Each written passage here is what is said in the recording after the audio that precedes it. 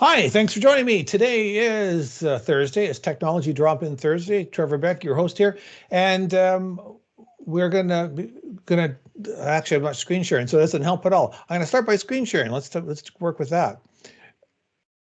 I've been jumping around and they're moving stuff around, and oh yeah, you'll be noticing some video changes in the way that information is being displayed in Microsoft Teams right now. So the videos, the layouts are going to be changing, and there's still even more changes to come over the next 6 weeks. So every week I have to go in and pull up every function to see what's been changed, because it's not always well documented.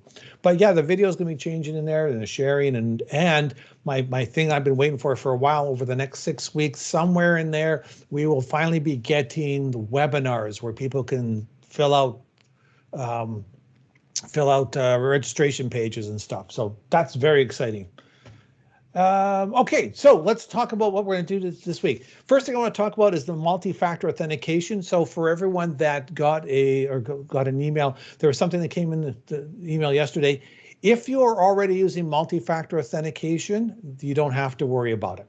For those of you that have not set it up, highly recommend that you do it. They're going to be turning that on Friday at noon. If you don't have it set up, it's going to be a kind of a bit of a pain, and you better make sure you have that backup email set up for your account, which should be there, but who knows. If you go into the McEwen Help Center, and everyone knows where to find that on the portal, or else I believe you can still go into mcewen.ca/help center. Yeah. You can also just search for multi-factor authentication. There's a document in there that will go through all the steps, and I will put a link in on the show note here so that you have access to that. So multi-factor authentication, you will actually, there's certain apps will require it, certain apps do not require it. I believe most of them are going to require it. It's the whole idea starting on Friday. So, act now, don't wait. One thing I want to show you really quickly is a little thing called Boomerang. So Boomerang, which was also available on Outlook in the add-ins and stuff, is a little app that provides snoozing. So Mike, if you're using the newer versions, I'm not sure if the desktop on Windows has it. I believe on the web version it's there. The Mac, I don't believe, has it. So it's kind of a mix and match. The snooze function is available there as part of Outlook. And the snooze function is also part of Gmail in Google Land. Now, just as a quick FYI, we don't have access to Gmail as through our McEwen accounts because we're using Outlook. So this is more of a personal Gmail account kind of thing, but you'll see where the advantage of this comes in a second. And it allows you to do these snoozes. So you can pick a date and time and bring the snooze back. They've just added a really cool feature for appointments. So I'm just going to bring up my Jazz account here. I've installed the Boomerang piece in here already, but when I go to compose, as I'm sending an email off to someone, down at the bottom here are a couple of things. The first one here is a checkbox that basically says, if they haven't read this message or replied to it, ping me back and let me know. Now, I believe Boomerang gives you 10 or 15 of these functions a month, and then they expect you to pay for that service. So that one you can use a little bit. The nice thing about that is it does, if they haven't opened the email, it comes back, it says no one's opened your email. No one's read your email in 5 days or 2 days or whatever it is. The function I want to show you here is this calendar function.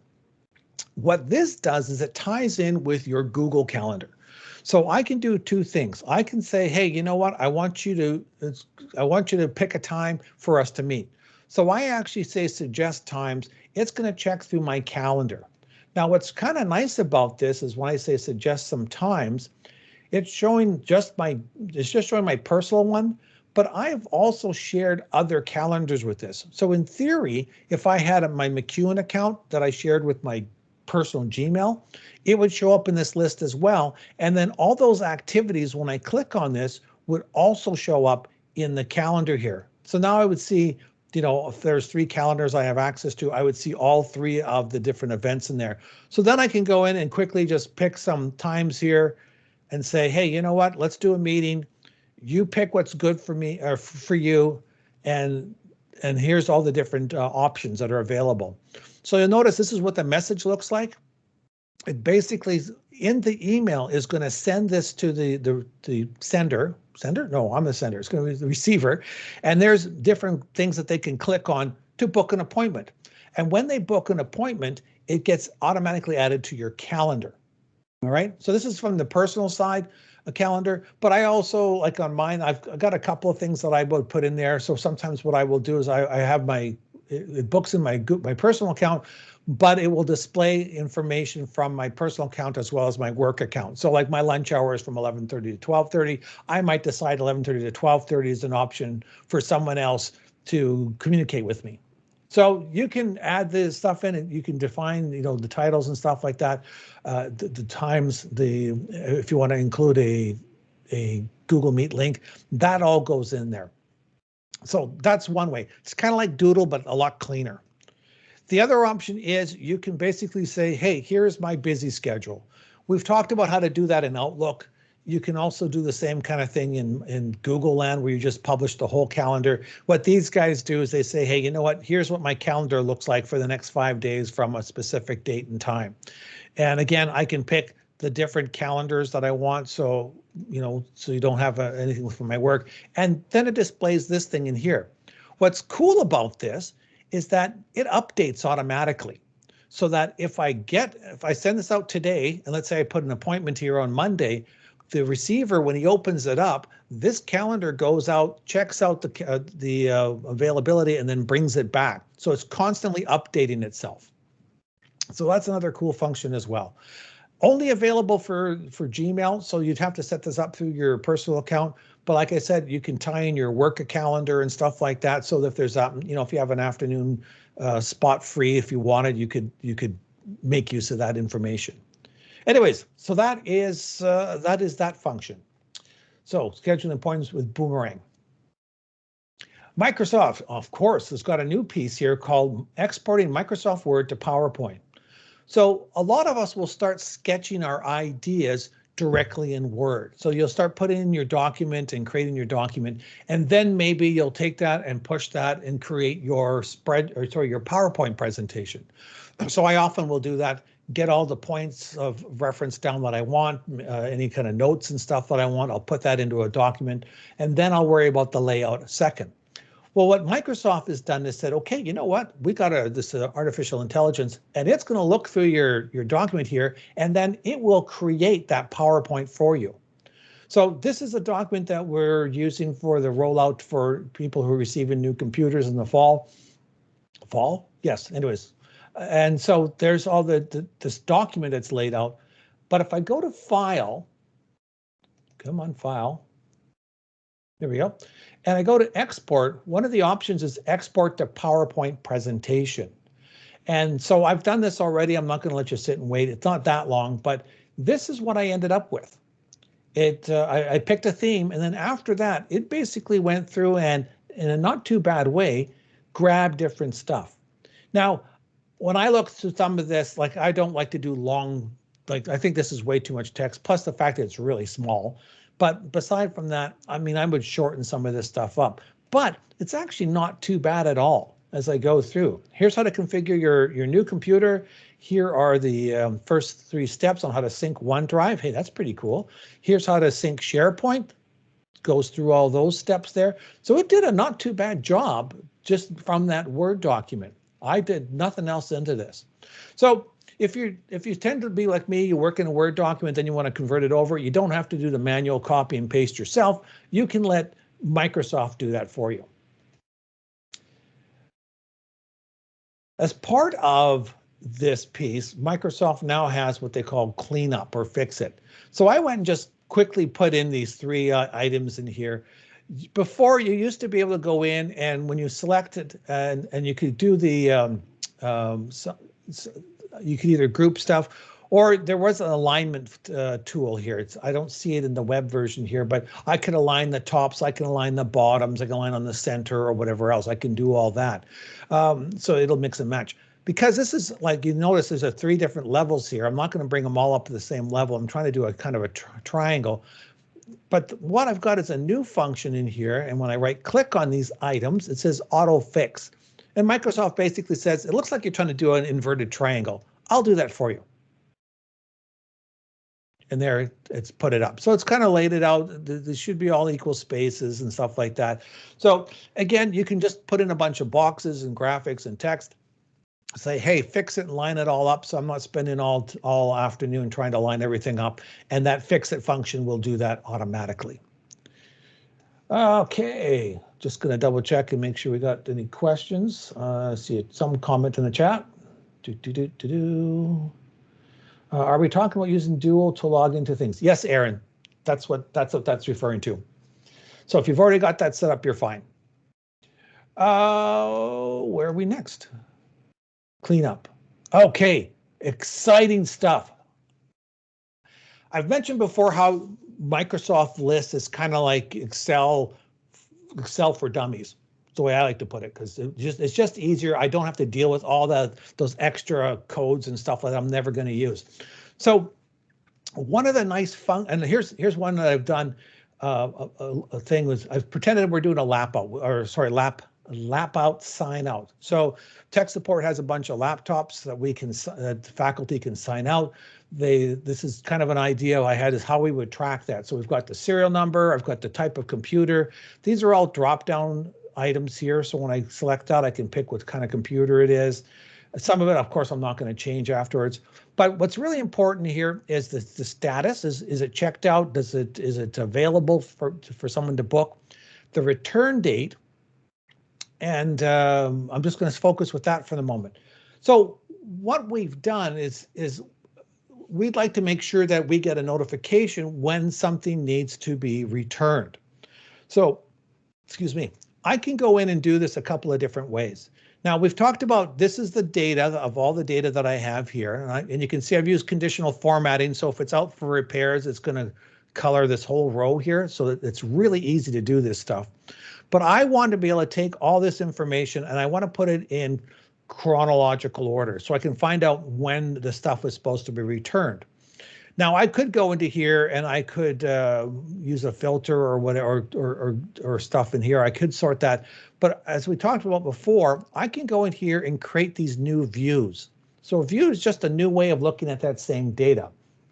And I've gone in and actually have created a bunch of different pieces. So one view I've created is called Assigned to Me.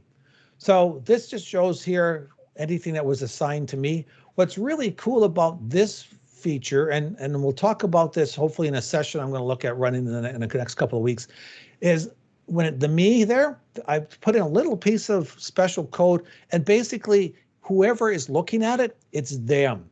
So if Dave was to log into this and clicked on Assigned to Me, it would be whatever Dave was assigned to. So this is kind of cool that it's very fluid and that everyone can take advantage of it. I can also show this by a calendar date. So this looks nice. Is okay. Here's today's date. This here laptop here is overdue. I can click on this and get the data. I can just edit it if I wanted to, but I can find out, I can change the status here from checked out to overdue. I also can have a view here that I've done. Where did it go here? Due date. And basically I've said, I want to take the laptop serial number, the date here. I'm going to put it first. So I've actually reorganized the order of the data so that I have the date first. And there I can see on the 4th of 20, this item was supposed to be checked in. Well, so right now we've got it as checked out. I could quickly go in here and change this to late or overdue. Well, that's nice. But then maybe what I want to do is I want to send an email out to that person. Well, we can do that. Now, it's not even involving the Power Automate. It's involving some tools right basically inside of lists. And this is how easy it is. I go under Automate to Rules. Now, we've used rules before in Outlook where we could have a message comes in, certain criteria, then we have an action that runs out for that. So I'm going to go and create a rule here. And basically it says, hey, here's the different scenarios. Someone's going to change something within the column. Someone's going to change something within a specific cell. Any kind of change or a new item is created or an item is deleted. And a column change just means that, just whatever. The change could be anything from A to B to C, B to C. It doesn't matter. It just means there was a change somewhere. But I'm going to look at this one here where a column value changes. So I'm just going to say, you know what? If I go look at the status and I'm going to look at the condition where it is going to match overdue, then I want you to send out an email to somebody. Now I can put in people's names in here, their email addresses. I can put it as a reminder to me maybe, or in this case, it was assigned to, because remember we had a column there of who was assigned to this. So I'm going to collect assigned to. Now I've already created this, so I'm just going to close this off. But what's going to happen now is when I change this to overdue, the assigned to person, which in this case is me, is going to receive an email just by my going in here. Just double check on this, take my status to overdue and fire it off. So the trigger here is making this overdue. And then what happens is that person gets an email. Now the email is not something you can go in and craft and make changes to and stuff like that. This is pretty basic stuff. And this is what it looks like. So it would say whoever the person was has changed the status to overdue for this laptop number. So if I was someone external to this, I would get this very simple message that I obviously can figure out that, hey, my laptop's overdue. I need to return it. So as I said, it's not a customized message. It's just very generic to say, hey, something happened in here. If they were to try to go to the item, of course, if they don't have edit access, they're not going to get edit access. But what's really nice about this is that now we can start creating these different automations and notifications based on when something changes in here. We could, now we also could do approvals. There's actually a different flow, a more advanced flow for that. And like I said, in the session I'm going to look at, I'm putting together, we'll talk more about that. But from a very, very basic level of just let people know something has happened, that's what we can do by changing that format there. Now, exciting thing I found out just before lunch here is an overdue check. I've been playing around with trying to get this to work. Basically what I want to do, instead of me manually going in and changing this to overdue, I want something that would automate that itself, so I don't have to manually go into here. And that's what this item here is all about. So I'll just show you what's happened is I went in and I created a new column. So to create a new column is pretty straightforward. You go under add column, but I'm not going to use one of these ones here, which is the more standard ones. I'm going to go to more here. And when the more comes up, it's taking us to the old SharePoint interface. So what's happened is anyone that's been using SharePoint for a long time, SharePoint is a site editor. So basically here's a place for you to put stuff. And one of the things you can put in there besides web pages and documents is lists. So you hear people refer to it as SharePoint lists. So this is the old interface. What we've been playing with up to this point in time has been the new interface. But of course, sometimes you get to the advanced functions, we have to go back to the old interface. And there have a number of different things in here. The ones that I've been experimenting with this week is Lookup and Calculated. Lookup basically means that all the results are coming from another list. So I might have a list there of all the companies, all the whatever, and it will populate my drop downs from that other list. So I can just create it once and then use it 15 times over and over. The one that I was using today was Calculated. And basically what I've got in there is a calculation that says, hey, if take a look at the due date, whoops, I'm trying to get back to my page. Give me a second here. Go ahead. The calculation basically says, take a look at today's date and this and the due date. If the due date is after the, sorry, if today's date is after the due date, as in it's overdue, just use the word yes. So this automatically will change now based on whatever the date is. So right now it's an overdue, right? If I go into here and make a quick edit here and change that date, so to the 23rd, and then it should go back here to no, which it did. So here's the cool thing.